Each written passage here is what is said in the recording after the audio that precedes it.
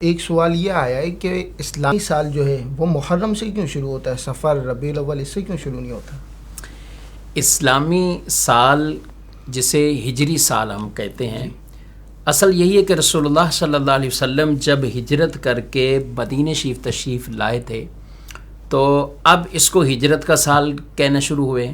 ہجرت کا پہلا سال، ہجرت کا دوسرا سال، ہجرت کا تیسرا سال، اس طرح اس کو یاد رکھتے تھے.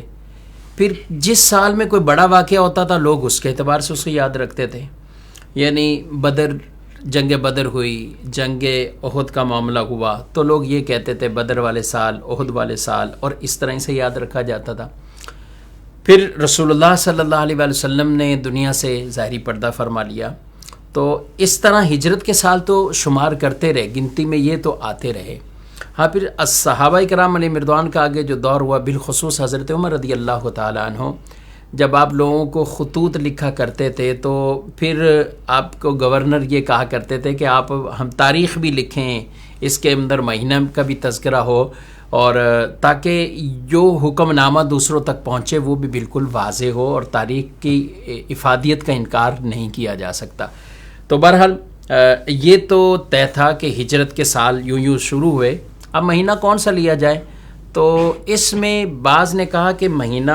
وہ لیں کہ رسول اللہ صلی اللہ علیہ وسلم جب مدینہ شریف آ گئے تھے اور وہ ربیع الاول کا مہینہ تھا. جب ہجرت کر کے مدینہ پہنچے تو ربیع الاول شریف کا مہینہ تھا، تو ربیع الاول کو کہا کہ اس کو لے لیا جائے. اور اس پر بھی صحابہ کرام علیہ مردوان کی مشاورت ہوئی، بالخصوص سیدنا علی رضی اللہ تعالیٰ عنہ، وہ بھی اس مشاورت میں، حضرت عمر رضی اللہ عنہ نے خود ان سے بھی مشاورت فرمائی، حضرت عثمان غنی رضی اللہ تعالیٰ عنہ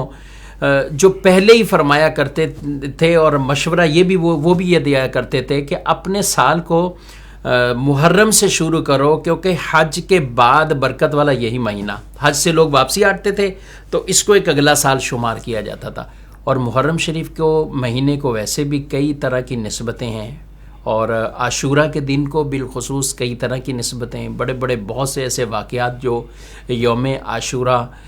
میں ہوئے ہیں. اور پھر امام حسین رضی اللہ تعالیٰ عنہ کی یہ عظیم شہادت والا واقعہ وہ بھی اس مہینے میں اور عاشورہ کے دن میں ہوا. تو خیر، محرم شریف کے حوالے سے اس وجہ سے یہ صحابہ کی باہمی مشاورت کے بعد حضرت عثمان غنی رضی اللہ عنہ نے جو کہا کہ حج کے بعد یہ پہلا مہینہ ہے تو سال کا آغاز اس مہینے سے کیا جائے. ایک تو یہ بھی بیان کی گئی تو رسول اللہ صلی اللہ علیہ وسلم ہجرت کر کے ربیع الاول میں تو آپ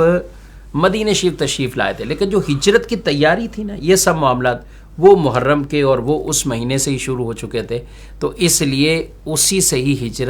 ہجری سال کا آغاز وہ کہا گیا ہے.